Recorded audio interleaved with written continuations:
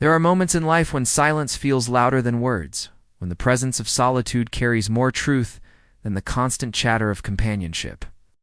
Carl Jung understood this better than most, for he saw in solitude not a punishment, not an absence, but a profound opportunity for the soul to encounter itself.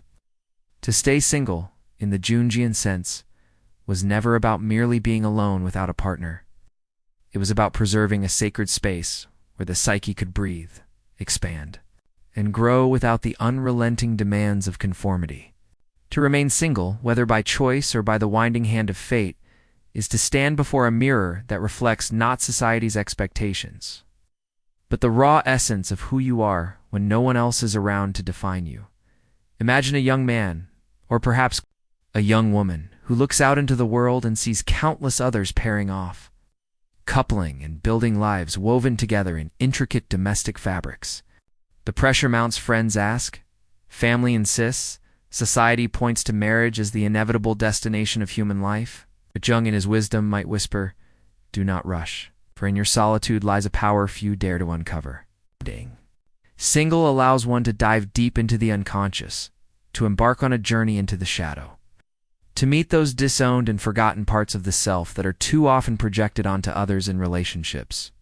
Without a partner to carry those projections, the single individual is left to confront them, wrestle with them, and ultimately integrate them into wholeness. In this confrontation lies a benefit, so immense it can transform the entire trajectory of a life. For when one is not distracted by the constant negotiations and compromises of partnership, there emerges a clear space where dreams can be heard more vividly, where the voice of the inner self speaks without interruption. Jung wrote often of individuation, the process by which one becomes whole, by which the self integrates the many fragments of personality into a unified core. Singleness provides fertile ground for this process, for it strips away the external noise and leaves the individual alone with the vast landscapes of the psyche, think of the artist, who spends long nights in solitude, not because they hate others, but because creation demands a kind of silence that only singlehood can give. The writer who fills pages with worlds unseen, the thinker who wrestles with ideas, the mystic who listens for the subtle whispers of the divine, all these figures, in some sense, thrive in the state of being single. Jung himself knew the value of solitude. Though he had a family, he often retreated into isolation, building his stone tower at Bollingen, where he lived as though time itself had stopped. There, away from the expectations of society, he cooked his own meals, tended his fire, and allowed the unconscious to speak to him. He sculpted stones, carved figures, and listened to dreams. In this he showed us that to be alone is not to be deprived, but to be deeply nourished by the inner world. Staying single then offers a kind of freedom that is both terrifying and exhilarating. It frees one from the roles imposed by others. No longer must one be the dutiful spouse, the attentive partner, the predictable half of a pair. Instead, one is free to experiment, to explore, to fail and rise again without fear of disappointing another. It is in this space that one discovers the authentic self, the part of us that is often buried beneath layers of expectation. Jung believed that every human being carries within them a destiny, a unique pattern of meaning that unfolds over a lifetime. To stay single is, in many ways, to give this destiny the oxygen it needs to ignite into flame. But there is another benefit, subtler, yet equally profound. Relationships, for all their beauty, often serve as distractions from the deeper work of the soul. When one is caught in the cycles of attachment, quarrels, reconciliations, and shared responsibilities, it becomes all too easy to ignore the inner voice, to suppress the whispers of the unconscious in favor of the demands of the other. But the single individual has no such escape. They must sit with themselves, face their loneliness, their fears, their insecurities. And in this confrontation lies transformation. For the person who has learned to live with themselves without the constant validation of a partner has uncovered a strength that is unshakable. Picture a man walking along a quiet forest path when he is single, and though at times he wonders if something is missing, he also feels the presence of something larger moving within him. He notices the sound of leaves crunching beneath his feet, the call of birds echoing through the trees, the play of sunlight on branches. In this moment, he is not lonely, he is whole. He belongs to himself, and through himself, he belongs to the world. Jung would say that such a man is closer to his self, the deep, archetypal center of the psyche, than one who loses themselves entirely in another.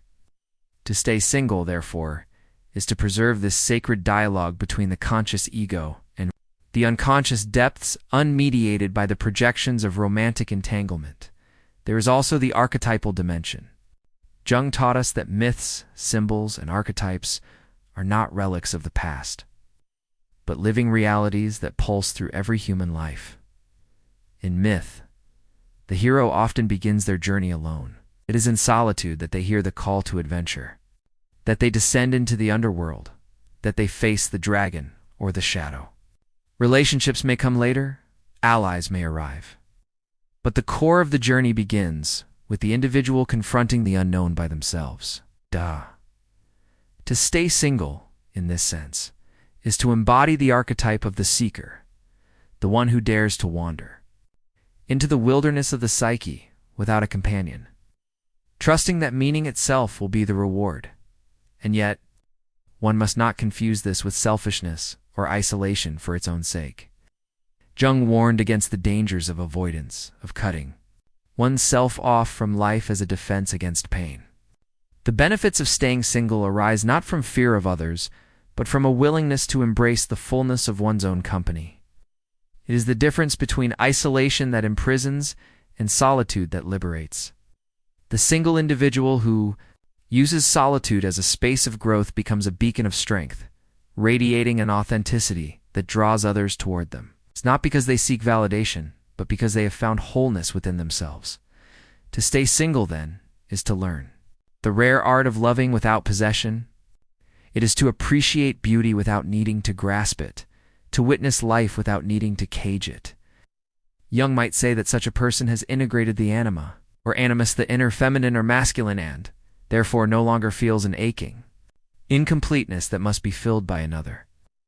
Instead, they walk through life as whole beings, capable of love, yet not dependent on it for survival. This integration is one of the greatest gifts of singleness, for it allows relationships, if they come, to be rooted not in desperation, but in abundance.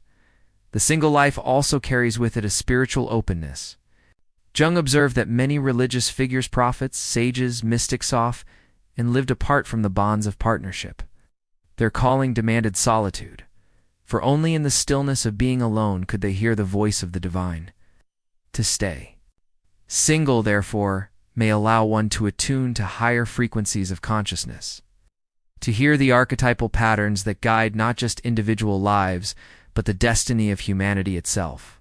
And so, when one considers the benefits of staying single, through Jung's eyes, one begins to see that it is not a lesser path, not a failure to achieve what society deems necessary, but a profoundly valid, even heroic choice.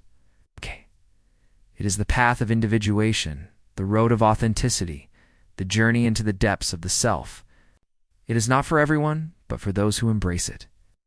It offers treasures beyond compare: freedom, creativity, strength, spiritual attunement, and the discovery of a wholeness that no external bond can provide. When the night falls and silence settles across the world, the single individual often feels the weight of solitude more keenly. It is in these hours, when couples rest side by side, that the solitary heart asks its most pressing questions. Am I missing something? Am I incomplete without another? Jung would remind us here that the shadow of loneliness is not an enemy to be feared, but a teacher to be embraced. Loneliness is the summons of the unconscious, pulling us deeper into the interior world, urging us to meet the forgotten parts of ourselves. Staying single, therefore, offers not just the absence of companionship, but the presence of this unique dialogue between the conscious mind and the inner depths. What feels like emptiness becomes a space for discovery, a crucible in which transformation takes place. Consider a woman who has lived many years without marrying. Society whispers behind her back pitying her, sometimes even mocking her. In the stillness of her own room, she writes in her journal, paints her visions, and tends to her soul, as a gardener tends to her flowers. Over time, she realizes that the seeds she has planted in her solitude have blossomed into wisdom and creativity that others rarely touch. This woman may never have worn the crown of marriage, but she wears the deeper crown of individuation. She has come to embody the archetype of the wise woman, one who has descended into herself and brought forth treasures. Jung might say that her solitude was not wasted time, but sacred labor, a hidden alchemy of the soul. To stay single is to allow oneself the freedom to wander into unknown territory without the weight of another's expectations.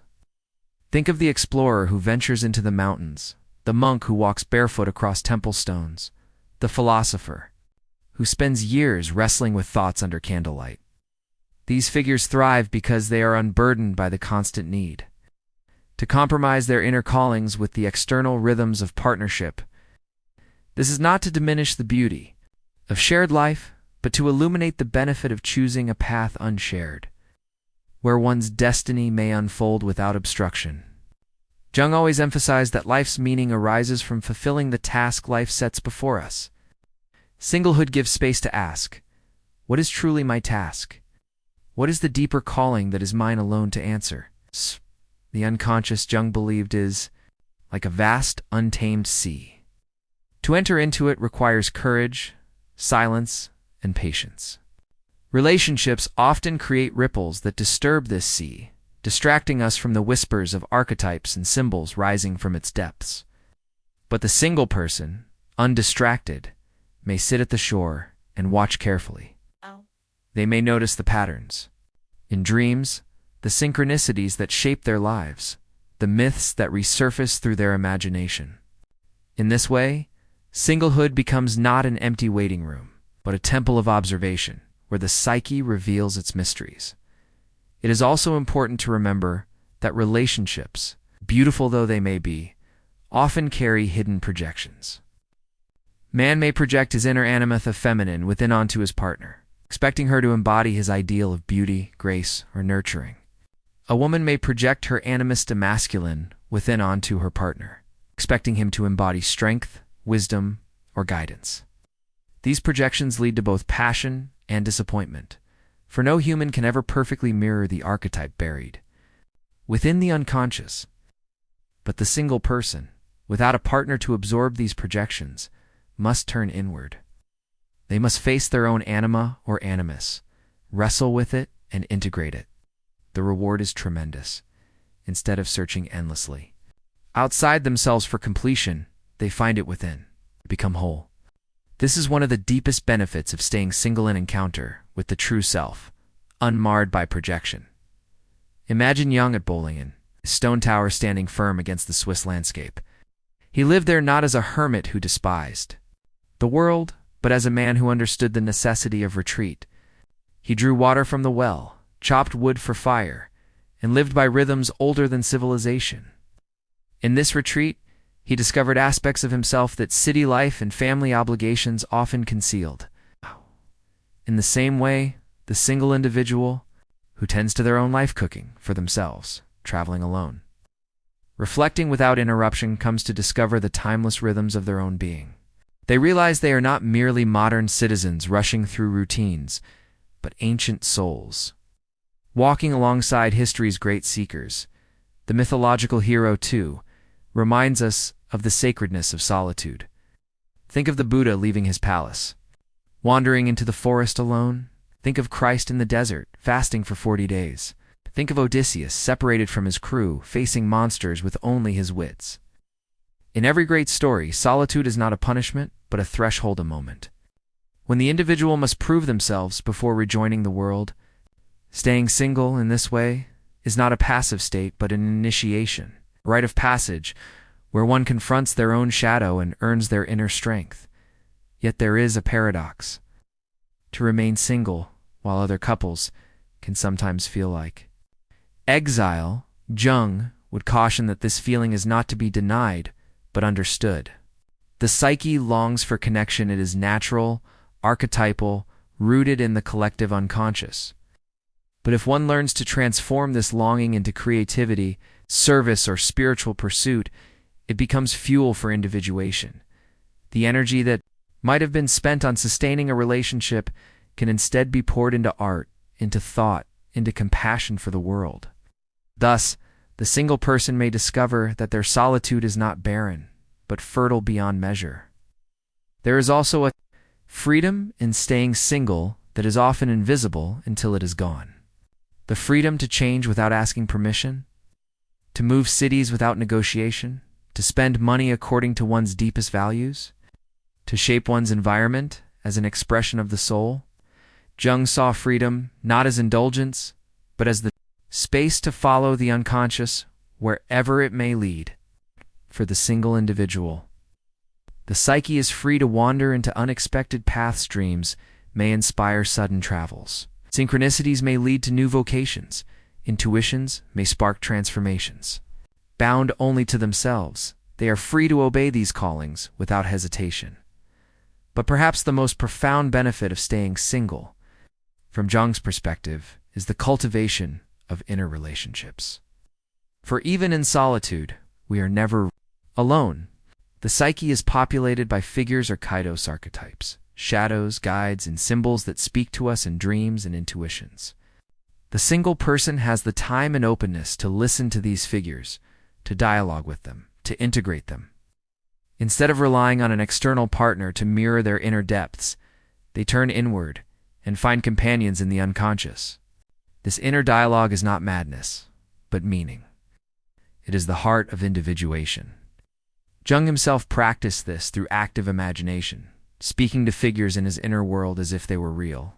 And indeed, they were real not in physical form, but as living realities within the psyche. The single individual who does this work becomes rich in ways that no external relationship could provide. As years pass, the one who has embraced singleness may look back and see a life lived not in waiting, but in fullness. They may see journals filled with insights, art born of solitude, friendships formed not out of need, but of authenticity, spiritual depths touched in silent hours. They may notice that while others lived outwardly busy lives, their own life unfolded inwardly like a flower blooming toward the self, and perhaps they will smile, knowing that while society often equates worth with partnership, they discovered a worth that no marriage certificate could grant. Jung believed that the task of life was to become who we truly are, to unfold the pattern within us like a seed into its destined tree. For some, this journey is intertwined with partnership. For others, it requires solitude. To stay single, then, is not a lesser fate, but a legitimate and even sacred path toward individuation. It is to walk the road of the seeker, the mystic, the artist, the philosopher. It is to embrace the silence, wrestle with the shadow, converse with the inner world, and emerge whole. And in the end, it is to realize that wholeness was never found in another, but always within. And so, the single individual is not broken, not lacking, not incomplete. They are simply on a different journey, one Jung would honor as deeply as any other.